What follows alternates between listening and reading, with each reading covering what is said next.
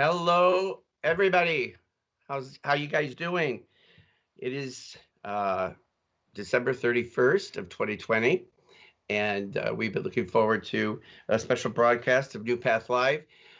Before we start, I just want to behind the scenes, Greg Morris works tirelessly to help us get the technical side of these things put together. And it seems like no matter what, we're kind of running around the last minute. But he's been including some songs to kick us off each week. And "Don't Stop Believing" is a good theme song for this particular episode by Journey. Greg, thank you for everything you do behind the scenes and uh, for choosing such great songs.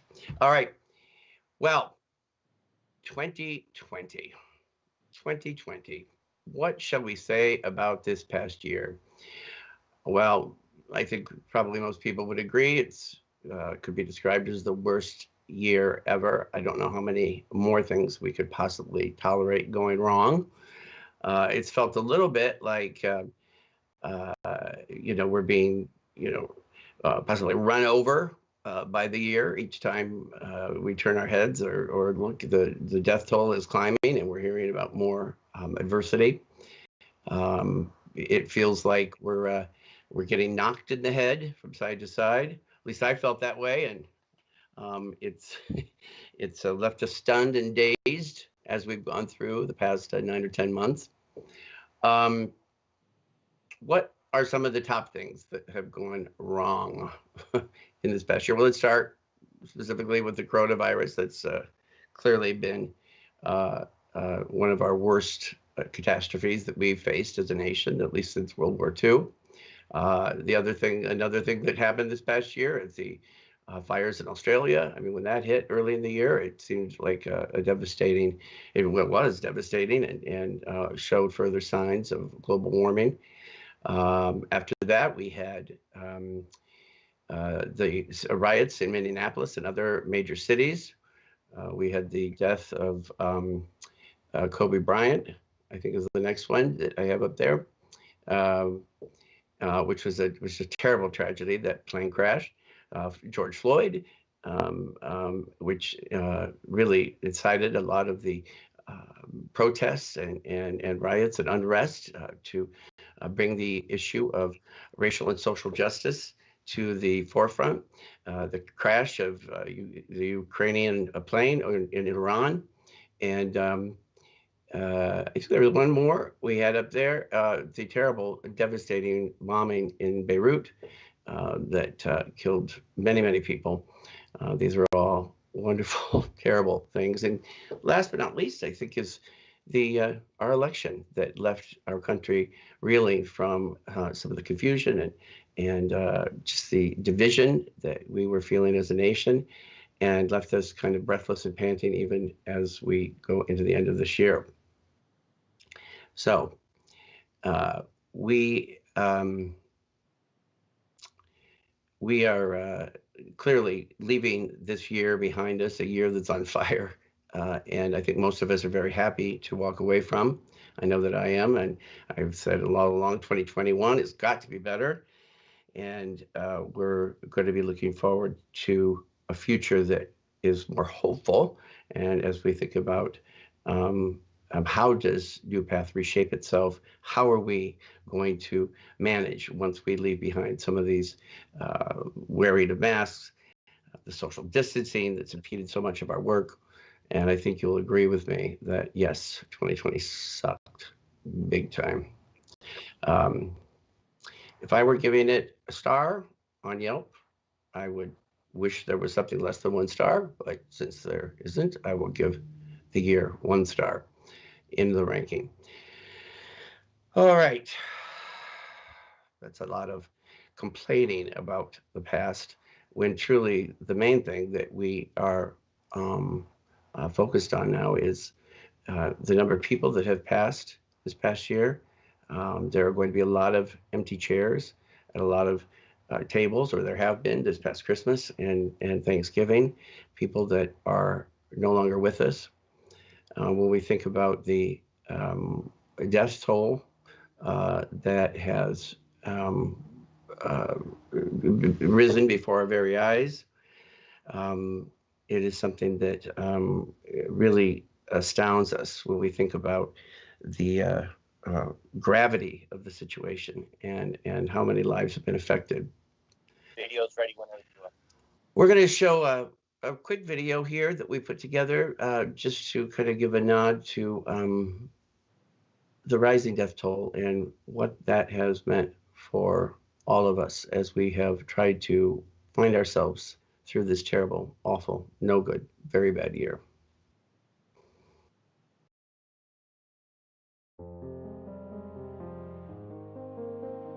We now have 7,700, close to 8,000 of confirmed cases of COVID-19, with apparently around 122 deaths. In Massachusetts a week ago, there was 959 reported deaths, and as of today, there is 2,182 deaths in the United States. 100,000 American lives that have been lost. And that is just a staggering marker. Massachusetts now, as of today, has 8,095 confirmed cases of COVID deaths. United States, we are at 170,000 dead. Globally, 1.17 million people dead. We started with 3 dead on March 3rd of 2020. We are now 282 days later, and we are at 290,000 lives lost.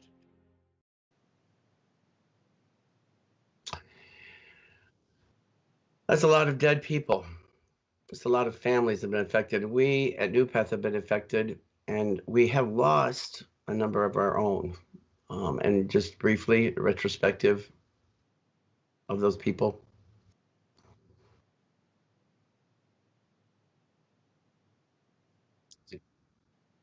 Okay, so when we think about all that we've lost and the people that we no longer have at our tables, it's just something that we don't want to lose sight of. And I think it's important that we acknowledge where we've come from. With 12,000 dead now in Massachusetts, think of it. There were 122 when we first started these broadcasts, 343,000. It's just from a couple of weeks ago, it was 280 and over 1.8 million across the globe. This has certainly been a year unlike any other. We're not even fully in 12 months of this pandemic, and these are the totals that we're talking about. If you are somebody that you have lost somebody that's close to you, our hearts are with you collectively, and we have every reason to want to say goodbye to this year.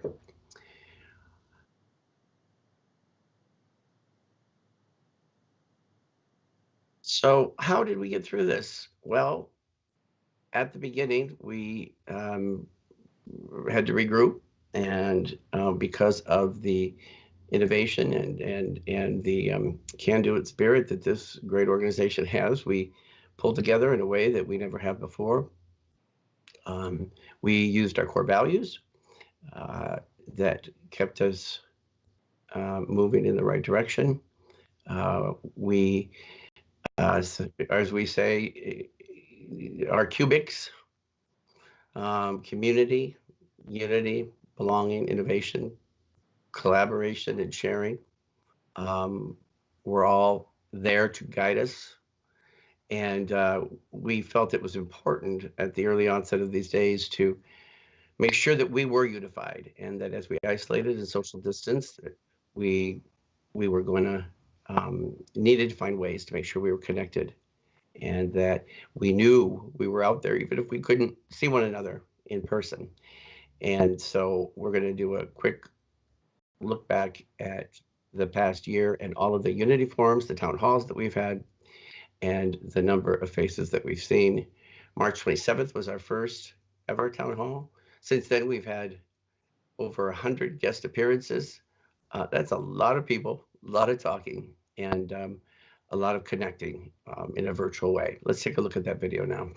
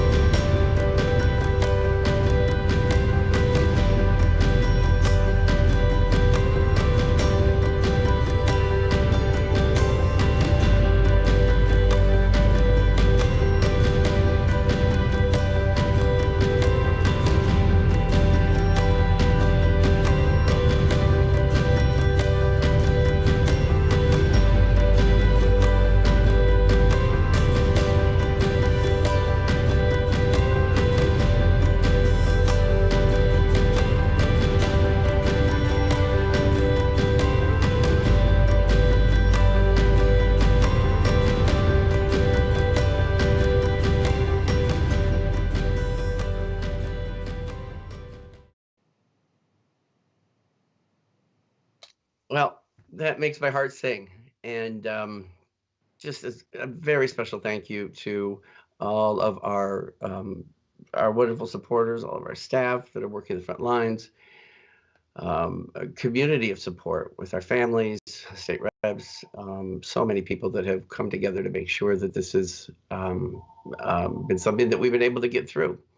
Um, I mentioned our frontline staff, our people and families, our business and administrative offices, nursing and clinical, the way we all came through together, helped us to achieve what we have sought to do all along.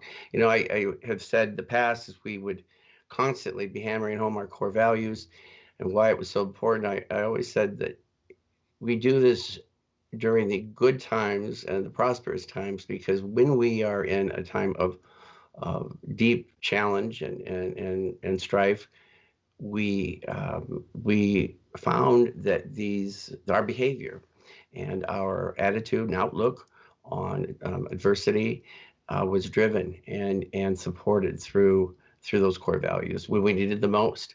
And over even the past couple of weeks since this terrible, call it what you want, Thanksgiving surge, we're not to that yet, but the surge that was has seen a rise in our own programs.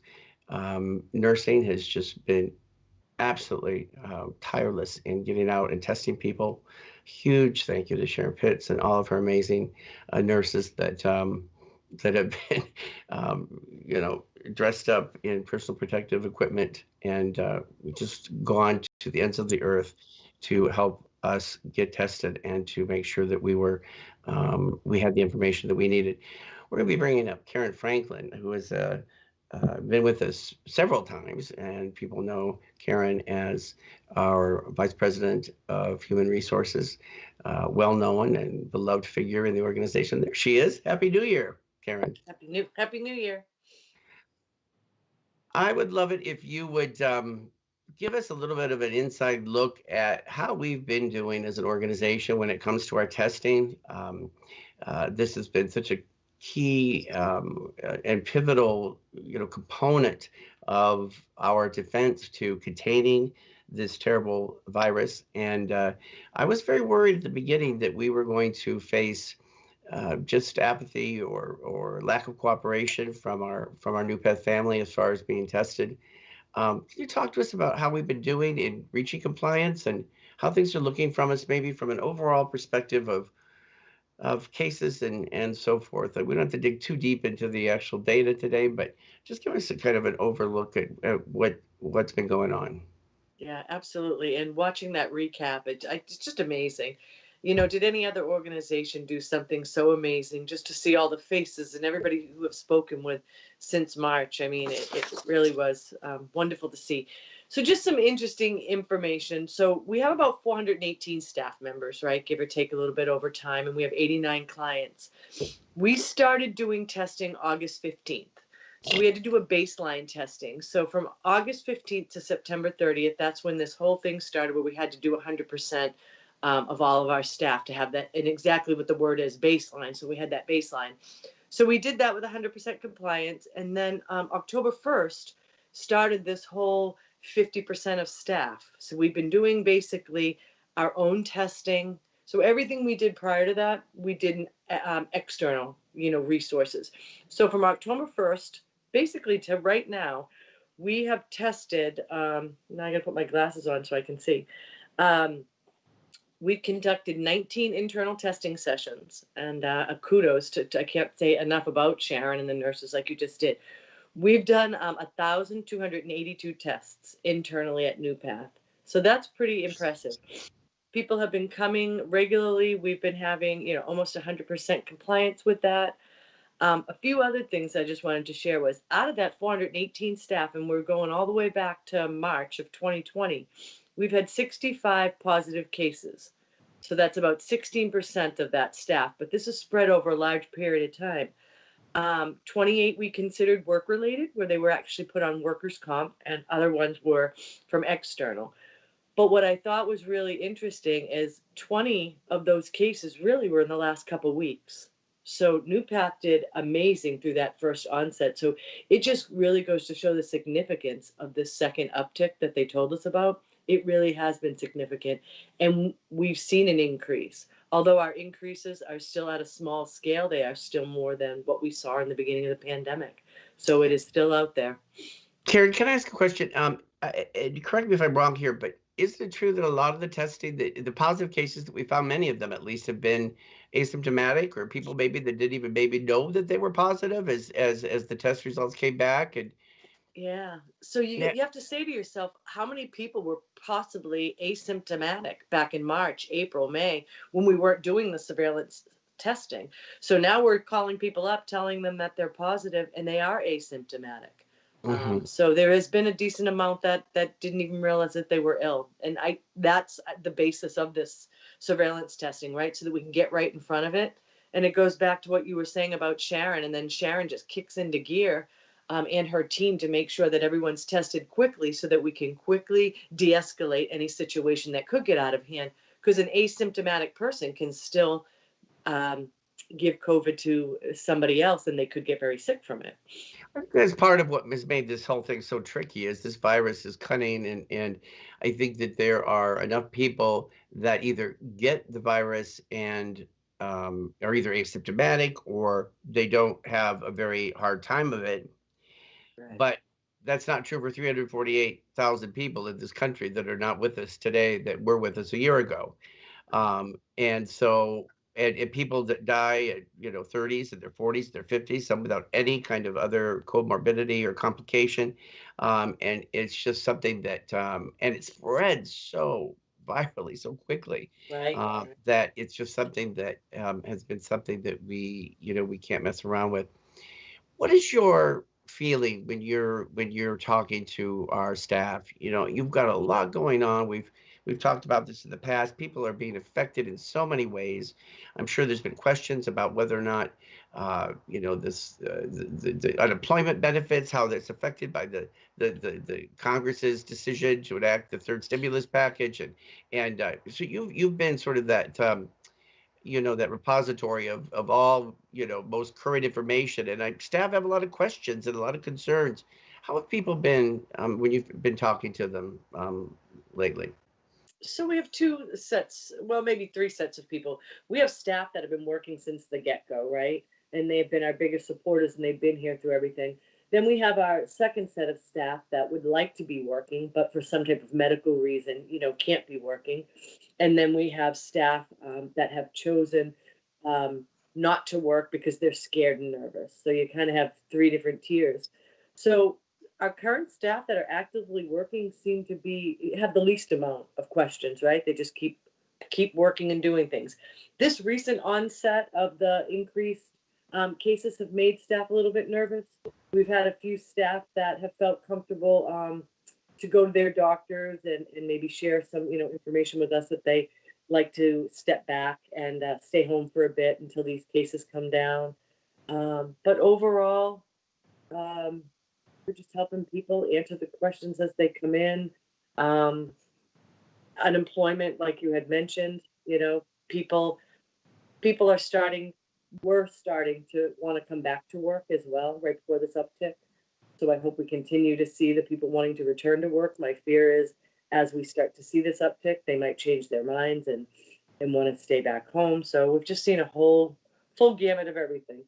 hmm And what I think is, I'll say the obvious, but it's so much of the uncertainty that surrounds this pandemic and how it affects businesses and how it affects everyday, people that are trying to put their food on the table and manage their household.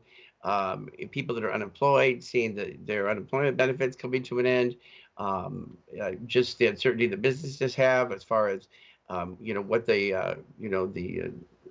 the austerity or the like, for example, NuPath, I'll say it, we're going to continue to be having to tweak and make adjustments to our budget as we go into 2021. It's just the not knowing sometimes that can be so troubling and cause a lot of anxiety. At least I'll speak for myself. I have a lot of anxiety because of the not knowing. And we're hopeful that things will work out. Just we're very grateful that that this third stimulus package has been passed, and we're looking forward to seeing some of the details around that. But even now, we don't know exactly. Will the personal or the payroll loan program, PPP loan program that we were able to access in 2020, will that be something that will be available to us in 2021? If we do apply for and receive it, how will that help support our programs and so forth as we go on? DDS has made certain enhancement payment options available. We're still trying to sort out what that actually means for us. And when somebody picks up the phone and calls you because they're worried about their unemployment benefits running out, or wondering how you can help them, it probably makes it difficult to kind of always counsel them. If not, we just don't know how am I going to have a job to come back to, is a question that is very Right. difficult to answer at this And we've point. been super flexible with staff, trying to go. So, for example, unemployment, it's not always something that we can help them with, right? That's their relationship with the state. But I was able to get a state contact, and I've been able to reach out to them sometimes and help staff. We have let staff make personal determinations to stay on furlough, so that they can continue to collect if that's the situation that they need. We have let staff come back in whatever capacity they want to come back in. They're unionized staff. We have to follow rules. They have to come back by seniority. But if somebody is willing and able to come back, we've found ways to be able to, stay in tune with the union contract, but get people back working. So I think we've done everything that we can, to try to make everybody feel secure, get them working if they want to work, and then help them any way we can. I think we've talked about this before. We extended health benefits, months longer, than we had to, but we did that because we wanted people to have health insurance. Karen, I didn't. This wasn't part of the plan, but I'm going to just go with it today. It's a little unusual. I'm doing this remotely out my home in Northampton, and so I think it's why some of this is a little rough. I didn't have everything I needed, and it's hard for me to see exactly what's going on. So, but you personally, you have a husband at home, you have a child at home.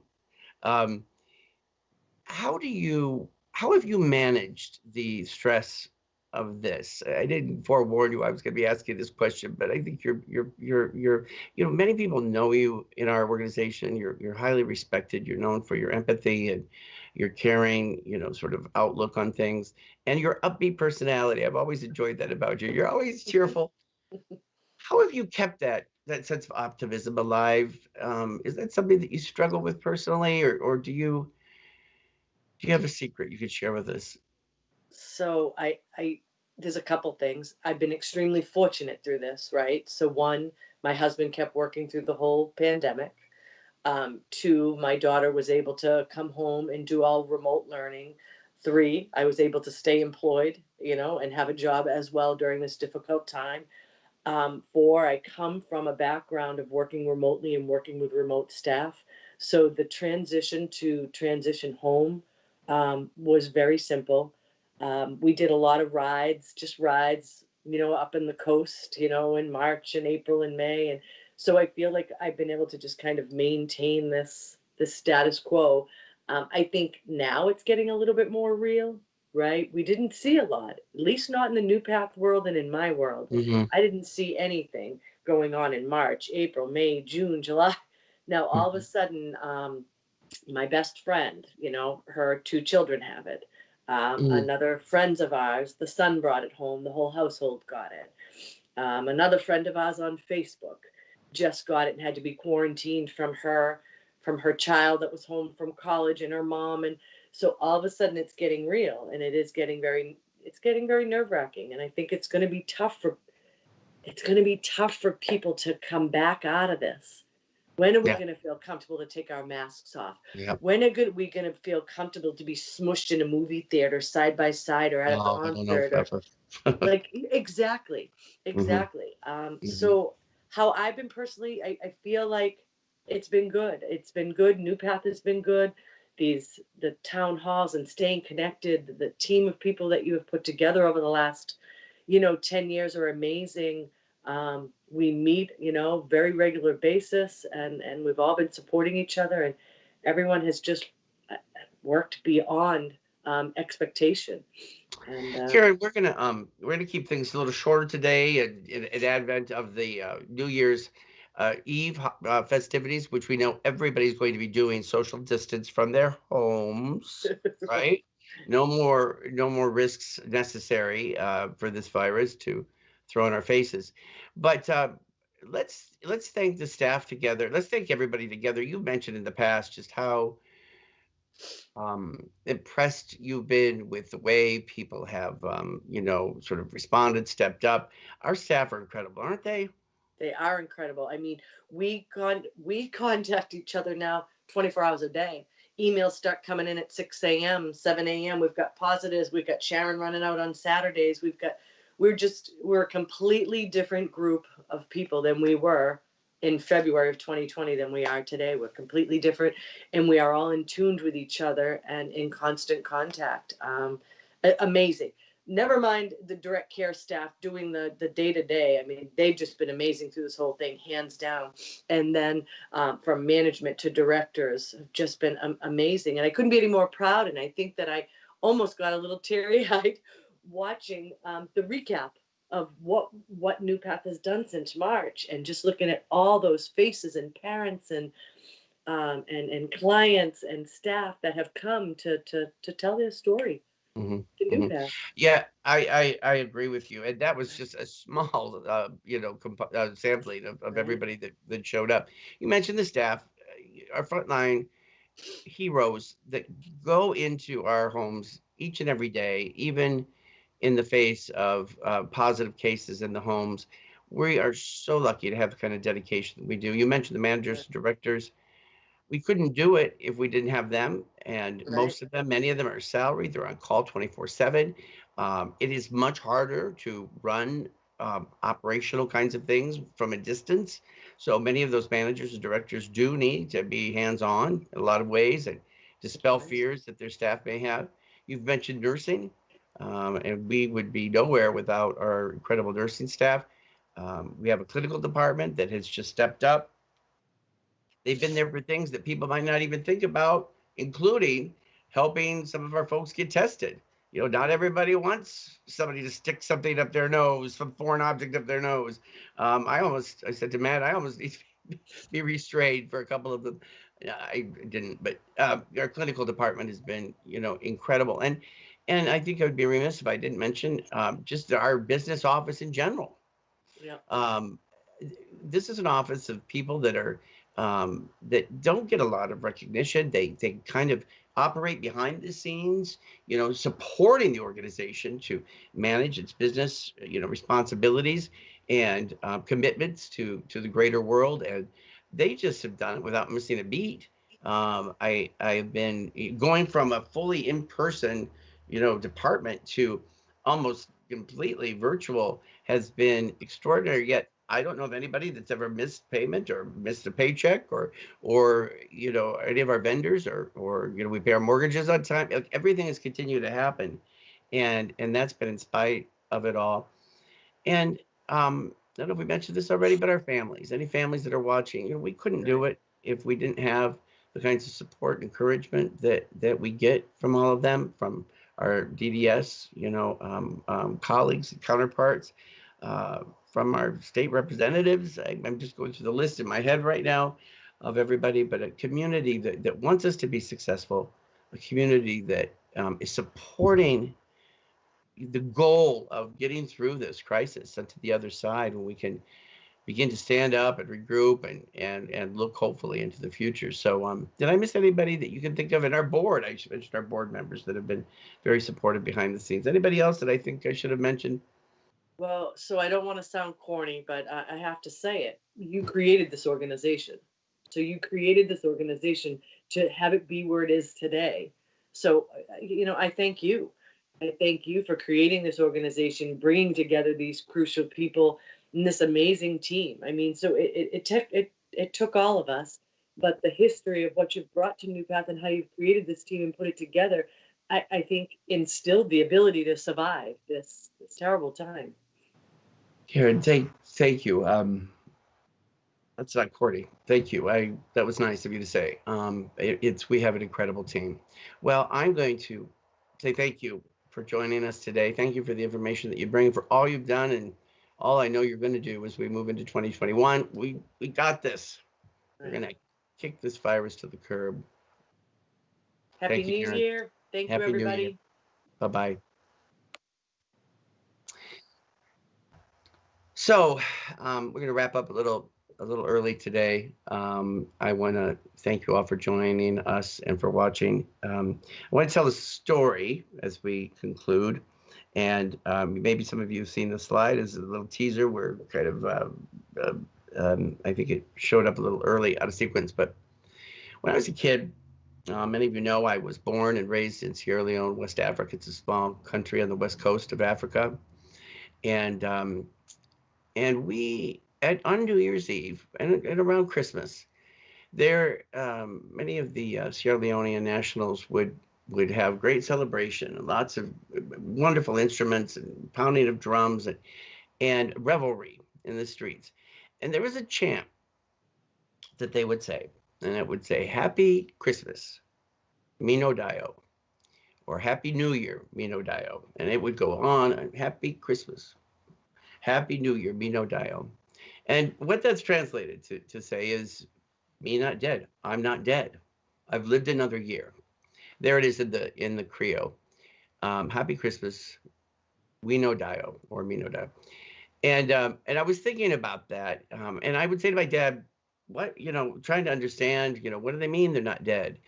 My dad explained that in this very poor, impoverished country that had, lacked, good medical quality and care, the infant mortality rate was very, very high. The overall mortality rate of the population was very high, and each year at the time of Christmas and New Year's, it gave the nation a chance to pause and people to individually say, "I made another year without dying. I'm 6 feet above ground instead of 6 feet under." And I think that we can't forget how fortunate we are, because there's 348,000 people in this country that are not here today that were with us a year ago. And my goal and my primary hope is to keep everyone alive through this thing and beyond. We have a lot to be hopeful about in this next year, and I am very optimistic about how we are going to hit the ground running once we get vaccines and we start to become clear of this terrible, awful pandemic.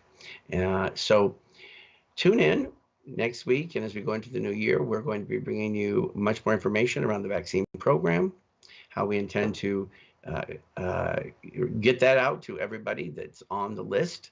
And believe me, I said before, I will be the first to get in line when it's appropriate to get the vaccine, and we can start to climb out of this mess together. But we've got the foundation of what we need, and we just need to continue, not to lose hope.